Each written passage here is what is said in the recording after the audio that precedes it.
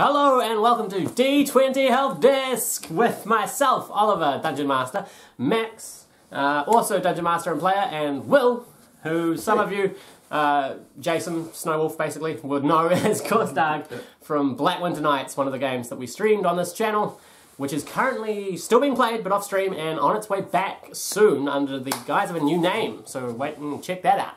But sorry, the main reason we're here today is to answer your questions put to us through our Discord server, which if you want to join that, you just search the D20 Multiverse, and basically we do one a month. So we've got two main questions this month, because they were really good and I couldn't pick between them, and then we've got a couple of smaller questions. So, if you guys are ready, you've got your mochachinos, yes, yeah, our hair is all on point, I think, which is good. On fleek even. It's on, yeah, down with the low-riding puppies. I don't know what the kids say. That was very authentic, Oliver. That's good. I'm a bit of a gangster. Like people out, you know, you should know that about me.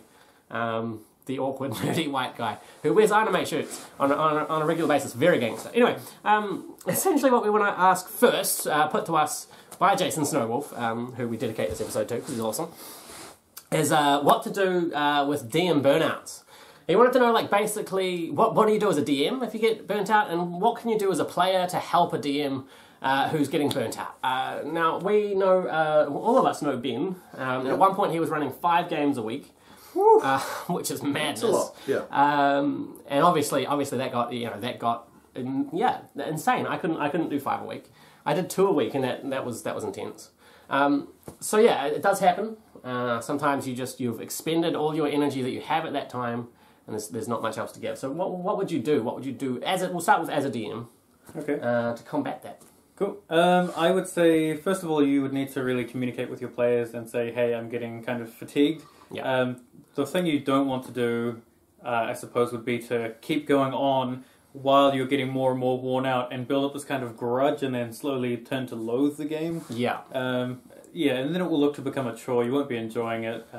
Yeah. The players and yourself, it'll be a bad environment. I would say communicate with your players, tell them that you're getting some kind of fatigue, some burnout, and suggest that, hey, if one of you is interested in running a one-shot or something of your own, that's really cool. Otherwise, always play another game. A couple of my players have approached me and said, hey, I'd be interested in running a one-shot, let me know if you get burnout. So that I've already been approached about that proactively, which is really cool. Yep. But yeah, always feel free to play something else, like different kinds of board games, or even just say, look, guys, I can't do this week, I need some time off. Yeah. Just make sure you're communicating so that, yeah, you're not building up this grudge. I think those are really good points. The playing a different game or playing a different system, or just doing something together for the night that doesn't require you to put all your kind of planning and thought into DMing something is great, absolutely. And of course, yeah, just if you actually need to stop the game, it's better that you do rather than continue on.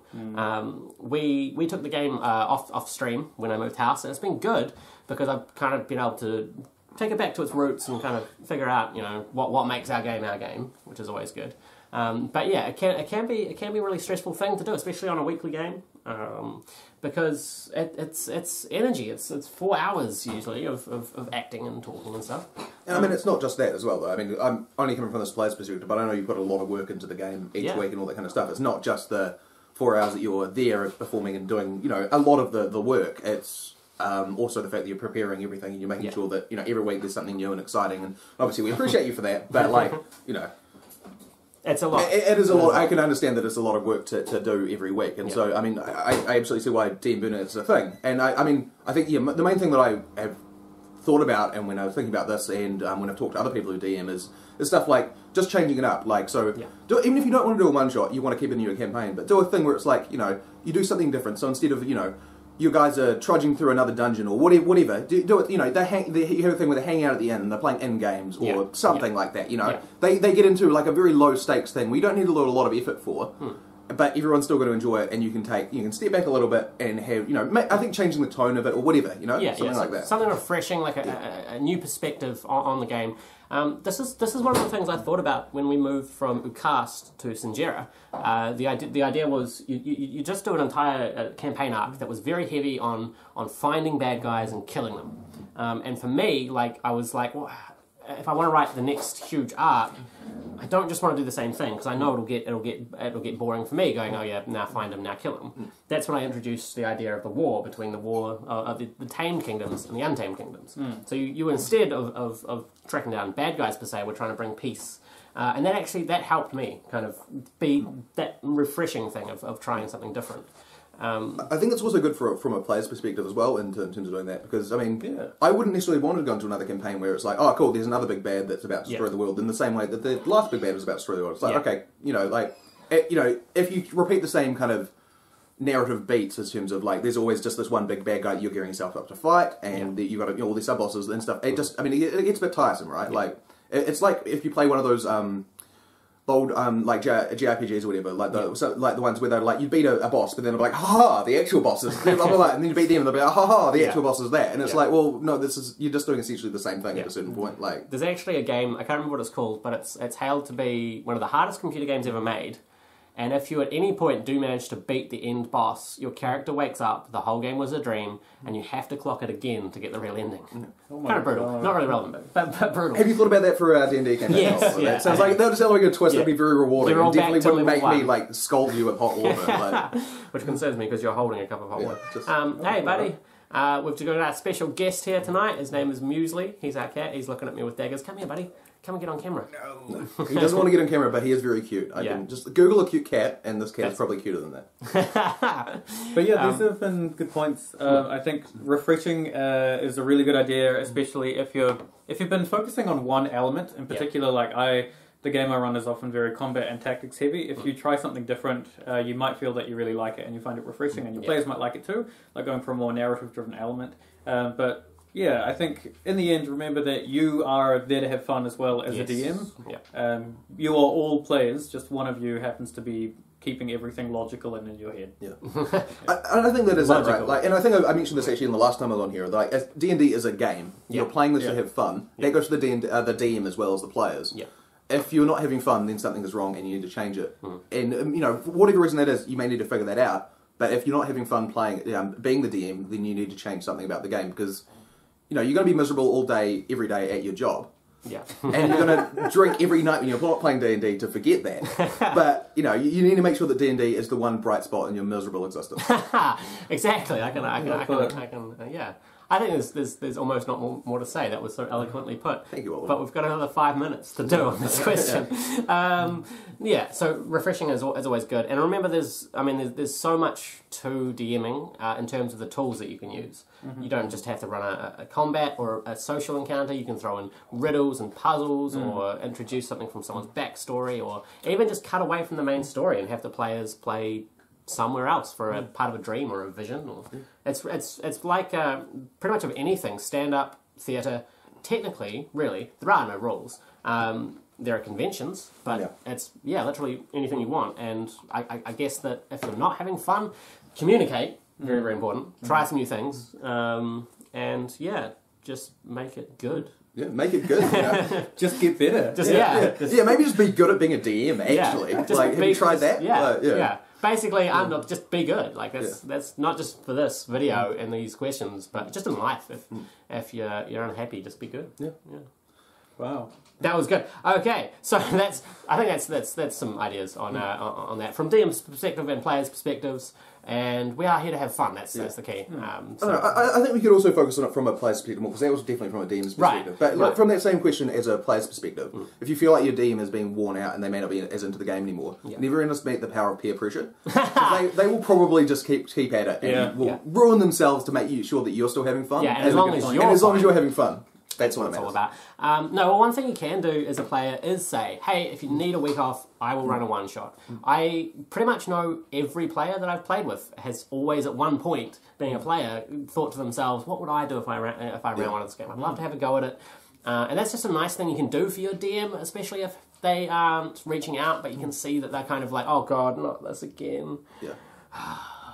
You can just offer to be like, look, I'll run the next week, and then they get to be a player, and actually the fact that if you can get your DM to go back to being a player, that might refresh them, that might get them back into the spirit of the game.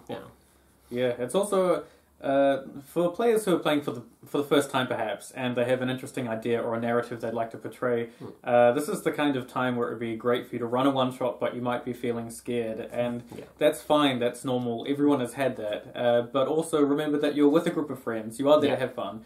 The experienced DM is there and will help you very happily to keep things going and smooth, so that's a great suggestion. And quite often, you know, when I'm feeling burnt out, or I can't think of anything, I'm so uninspired, I've been watching too much Kardashians, and there's just nothing in my mind other than Gucci bags and throwing plates, I will often just call up some of my players. Like, we have regular DM brainstorming sessions, we'll go to a cafe and just block out the world for an hour, and just be like, oh, this is what I'm running in my game, and I'm like, oh, that's genius, why didn't I think of that, and just blatantly steal it, and yeah, so that's another thing you can do. I think also, as a player within a game, if you've got an idea that you think would be really cool for your character, or for the narrative as a whole, or whatever, go and talk to the DM about it, because they may not have thought of that and may think it's a good idea. Don't be a dick about it. If they think that, no, this isn't actually what I want to do, this isn't part of the narrative I want, this doesn't fit in my world, it's going to make you too overpowered, nobody wants to see a fucking, you know, anime angel guy with a sword thing. Fine, accept that, but like, if you do have an idea that you think is cool and you think is going to make the game more fun, not just for you but for everyone, then absolutely go and talk to your DM about it, because, like, you know, while the DM may be intelligent and beautiful as Oliver, he's also not going to think of everything, you know? I wasn't listening up until that last sentence. I figured it. I thought your attention started to wane, so I was like, I need to bring Oliver back. I got distracted by the fact that Muesli is here on the D20 Helpdesk. This is the official mascot of our channel. I've just decided. Hey, buddy, how you doing? He's not quite in shot, so you might need to pick him up. It's fine, they can see him. All right. He's gone. He's gone. Yeah. He's gone. Cool. So yeah, communication. It seems weird, but almost every D20 Helpdesk that we've done, one of the main things we suggest is communication. I guess that's just integral and important in life in general. I think that's anything like, if you ever read one of those, like, Dear Prudence advice columns, like, that is all it comes down to as well. So, like, D&D, relationships, anything. Just communication, guys. That's it. Marilyn Savant, who is the highest recorded IQ of anyone in the world, actually ran an advice column in a newspaper where she just answered things and questions. But people, I'm thinking to myself, like, work for NASA, man. She's sitting there going, well, this is what you should do if your oranges aren't as nice this year, kind of thing. Communicate with the oranges. Figure out what the problem is, and then get better. Just talk it out, you know, talk it out. It's always about talking it out. Yeah, I mean, she did other wonderful things, and it's you can Google her. Cool, so that's the first question for D20 Helpdesk this month. The second question, Max, was what? The second question was, should you foreshadow things in a story arc, and give a clue early on and then drop little breadcrumbs before the end, if it's something that comes at the end in particular. Sorry, I've just been working and I'm so low on sleep. I've discovered gaming again. So yeah, so basically Jason also wanted to know, should you foreshadow? Now I'm in two minds about this. I think absolutely I love foreshadowing when you're building the epicness of an encounter. You just find this murdered body with a symbol carved in their forehead, and then you see that same symbol on some wizard's staff as he wanders past, or that kind of thing. My problem with it is my players are very, very smart, and sometimes we just go, oh, that's the boss battle. Oh, look, we just saw a foreshadow, and I'm like, oh, you're not supposed to know it, guys. I'm supposed to be able to, like, outsmart you in that sense, not like that, but there has been times when you've just turned to me and been like, oh, we're going to fight that later. And I'm like, yeah, but you're not supposed to know it. But I think it is cool, because it adds to the twist of the plots. And when you turn something like a dwarven king steps out of the shadows, you find all the time he's been working for the boss, and your mind goes, oh, the signs were there. I mean, that makes for a great storytelling device. I kind of think that this is something you should kind of be careful with, because it is something that's quite hard to do, like, well. Yeah. And it's the kind of thing, if you don't do it well, it's not going to work, and most people are going to be like, oh, either not notice it, or just be like, oh, okay, cool. That was, oh, that was that guy, or whatever, you know. It's like, if it's done well, great, but I wouldn't focus on that as being something as, like, a very important part of the narrative, unless you're very, very comfortable in it, and you've probably run campaigns and made up your own narrative and stuff before. Because, like you say, there's a very distinct line between mysterious and intrigue and giving away the plot point. Yeah, exactly. Yeah. Quite often I'll do small things. You guys have had a few hints at stuff this new story arc, and none of it's really come full circle yet. But I don't know. I do like it as a device. What do you think in terms of? I think there are two ways to look at this. We've kind of touched on both of them here. The long term, the long con, the early foreshadow is something that I really adore. And the game that I run, I think in like the third session in, I've introduced what's going to be the big final big bad boss. But I didn't introduce them directly like, bam, this guy walks into the room and then leaves. Yeah. The party found a crash-landed NPC who was actually a mind flayer, which is in my world they're a designed race made specifically to combat this creature. And he was the last of a ship that had been attacked and had crashed. So immediately the party was given this information that, whoa, this is a big scary guy designed to fight a really big scary guy, and gave them some information, which was a tip from you actually, that the mind player like touches their brains and then gives them info. Oh yeah, yeah. And since then they've been on the track of finding the Aboleth, which is going to be the big bad guy, and they've been asking for questions and things like that from certain NPCs and getting little drops here and there. Yeah. And I think that's a really good way to build it up, because when they finally do come across it, it's going to have like months and months and months of build up, and it's going to be awesome. Yeah. I think dropping hints there makes it interesting and keeps the narrative arc flowing well as well for those lull points. Yeah. And on the short term foreshadowing, like you've said about a particular boss fight or something coming up in an encounter. Yeah. I like to do that with traps as well. Like, say you see a body to one side of the room that's covered in... An example I had recently was like a yellow fine, or almost like a dust substance around the face. Yeah. And the party figured out that it was from these kind of arcane fungal spores around this crawl space they had to go through. Nice. But it was only after they really made the effort to check the body, and then from then on they were super cautious, and then you've got that tension in there. Yeah, you can, exactly, and can use foreshadowing not just for a big bad, but even just for a reveal. Like, in the other game that I run, you guys have been to Minania's Farmlands, and you found the lycanthrope in the basement. Yeah. The other game actually were the ones that had discovered that, and suggested that they lock her in a basement. But one of the things I did throughout that session with them was I built small bits of information that individually I hoped would not add up until the moment where I wanted it all to click. And so I had sheep that had been murdered on the farm in brutal fashion. Immediately they start going, okay, that's a bit weird. Then we had the villagers who seemed to be putting on a very like persona of, hi-de-ho, welcome to the can we get you anything? It's wonderful to see some travellers in our dusty old town, but also had an element of like shifty eyes and kind of muttering to each other. And then I introduced Ari and the girl that he had a crush on. And when they realised that it was her that was the one that was the lycanthrope, and all these things just kind of clicked in their mind, it created a great moment where all I had to say was his eyes flipped to Ari and then back, and that was enough for them, all those points to connect, and they went, oh my god, it's him. And that's the one time that I've done it really well, and it worked. But of course there's been times where I've tried it and I either don't give enough away and you guys are like, well, that's just a throwaway comment, that means nothing, or I give too much away. So it's a real hard thing to do. I think it's also important to remember, like, there's a couple of things as well, right? Because, I mean, D&D often, like, the story happens over quite a few sessions. So there's definitely going to be times where you say something in one session that you mean to foreshadow something in 7 sessions or whatever, but the players just don't remember, right? And I think it would just be important to not get frustrated if that happens. And likewise, like, D&D is also meant to be like a player-directed game in a lot of ways, right? Like, so if, I don't know, you're foreshadowing something about a big monster who's in this area, but your players decide they want to go and do something else, then you have to kind of just be like, oh, okay, well, that didn't happen, you know? Like, I think it's... I mean, as I said, I've never DM'd, but like my understanding would be don't cling to any narrative hooks that you've already put if it is not going to work in the game. Don't be like, you were dreaming when you went off the other way. You wake up and realise the only way to go is this way, and which I've done before, unfortunately, we'll see. It's I forgot what I was going to say, Max. I think that's a really good point. If you have a really cool story or foreshadowing of something you want to do, don't try and push your agenda too much unless the party's already agreed that they want a kind of railroaded, very simple to follow directive that you're giving them. With the right tools and the right amount of foreshadowing, like your example that you gave, where you give the party these little clues, it can build up the intrigue, it can build up the expectations and the fear and the reverence the party will have of either a group, a trap, an encounter, or something that they run into. And I think that adds to the the whole drama of it, which is an important aspect for my game at least. Yeah. I quite often think of the reveal as being a light. A certain frequency that when shined on the information reveals something that was not previously seen. Nice.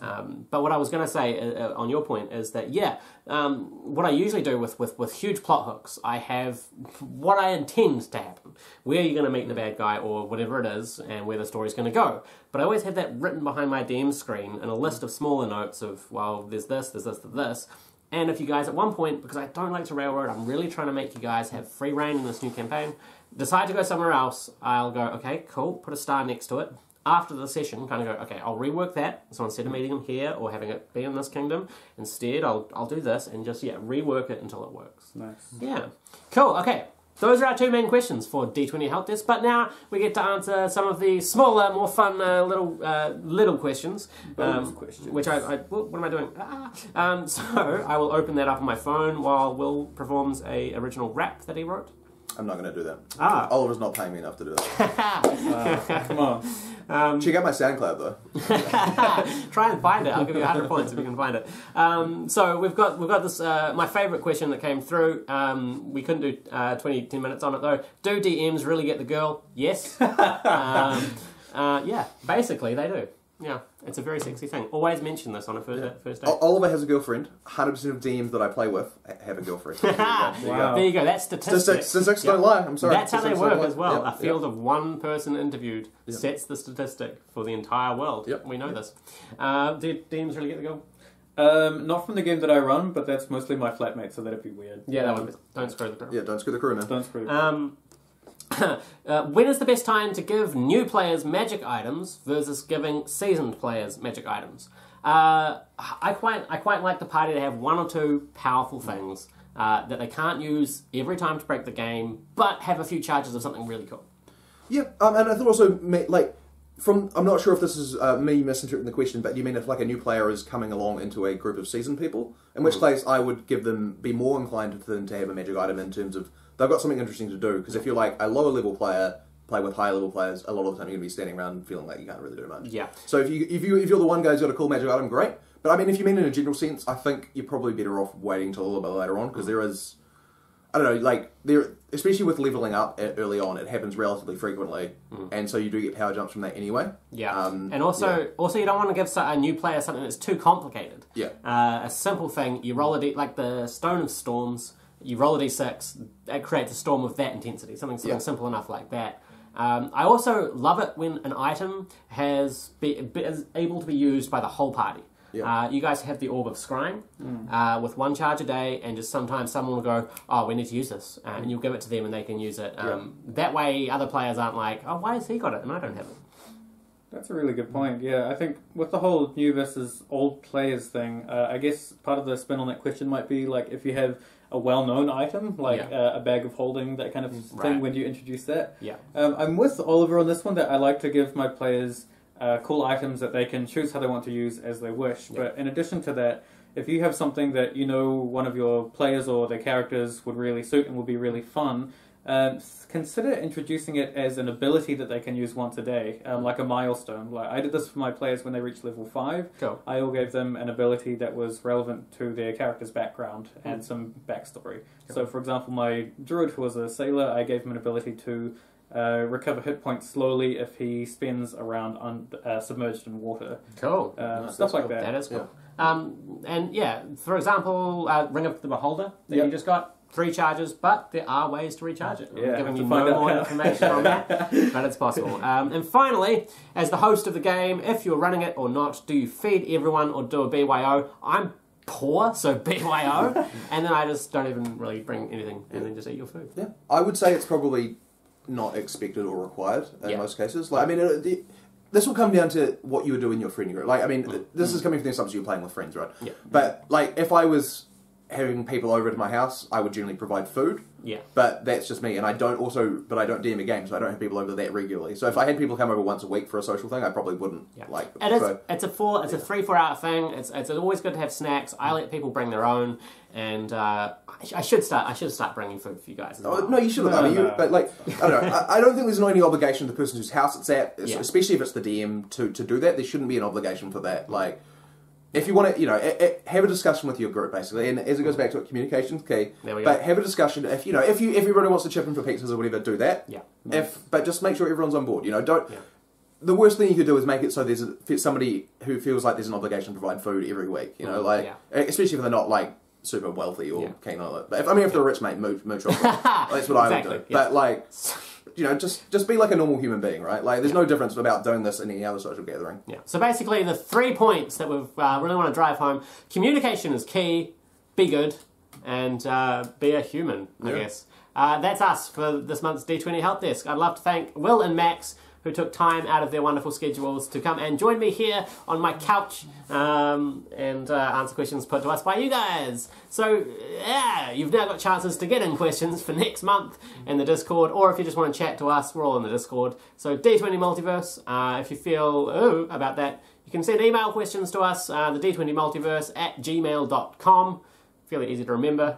And I don't remember setting a timer, but it's just up, so I guess that's a good sign that we did it right on time. Thank you guys for enjoying the Check out my SoundCloud. Check out the SoundCloud. That's hot tracks, man. It's hot the fire tracks. mixtape of 2018. Yeah, it's going to be the next big thing other than being good. But yeah, and hopefully you'll see us all live stream the game when it returns. So keep an eye out for that. Thank you guys so much for joining us, and be good and be human. Be good to one another as well. Yeah, communication is key.